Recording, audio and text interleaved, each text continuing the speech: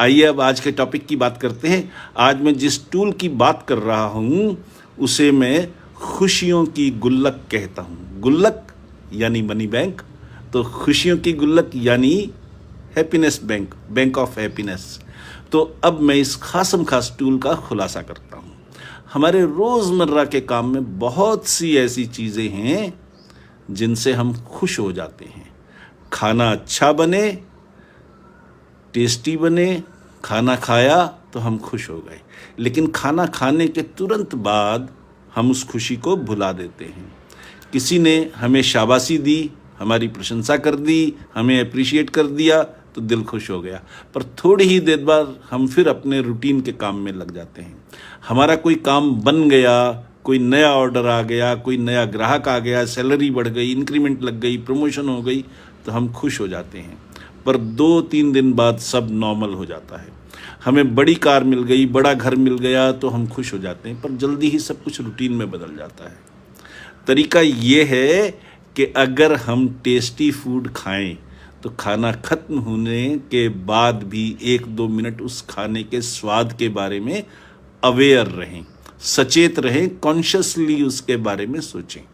कोई हमारी प्रशंसा कर दे, शाबाशी दे दे तो हम थैंक यू तो कहें ही, पर उस फीलिंग को, उस इमोशन को कुछ ज़्यादा देर तक मन में बनाए रखें।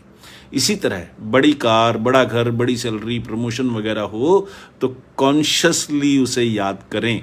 ये हमारी गुल्लक है, उसमें ऐसी खुशियाँ जमा करते रहें।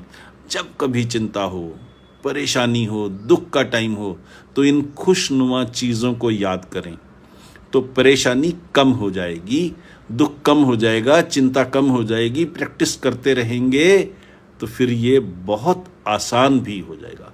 ये बहुत सिंपल है, बहुत आसान है और बहुत इफ़ेक्टिव भी है। साइंटिफिकली प्रूव्ड टूल है। इसे याद रखना भी आसान है और करना भी आसान है। खुशियों की ये गुल्लक पोर्टेबल है। आप जहाँ भी हों दुनिया में, जिस भी कोने में हो, आपकी यादें आपके साथ चलती हैं।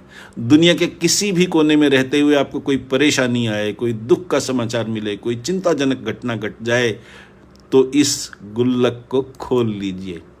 हमने खुशियों की गुल्लक की बात की, इसका मतलब इतना सा है कि हम जीवन की रोज़मर्रा की खुशियों पर फोकस करें। टेस्टी फूड खाया तो उसके स्वाद को ज़्यादा देर तक याद रखें। कोई मनपसंद गाना सुना तो गाना ख़त्म हो जाने के बाद भी उसका आनंद लेते रहें। अब इसके अगले एक और बहुत इफ़ेक्टिव फीचर की बात करते हैं। मान लीजिए आपने टेस्टी फूड खाया तो दिल खुश हो गया, तो पहला स्टेप ये है कि इस टेस्ट की याद ज़्यादा टाइम तक दिल में बनाए रखें। और अगला स्टेप ये है कि याद करें कि इस फूड की कौन सी ऐसी आइटम थी जो सबसे ज़्यादा टेस्टी थी, उसका स्वाद कैसा था, सुगंध कैसी थी, फ्रेग्रेंस कैसी थी, उसमें मसाला कैसा था। उस टेस्ट की हर बारीकी पर ध्यान फोकस करें। कोई गाना पसंद आए तो म्यूज़िक कैसा था, गाने के लिरिक्स कैसे थे, म्यूज़िक में क्या चीज़ सबसे ज़्यादा प्रोमिनेंट थी, वो तबला था, बांसुरी थी, शहनाई थी, सितार थी या क्या था, किस इंस्ट्रूमेंट ने आपको ज़्यादा आकर्षित किया।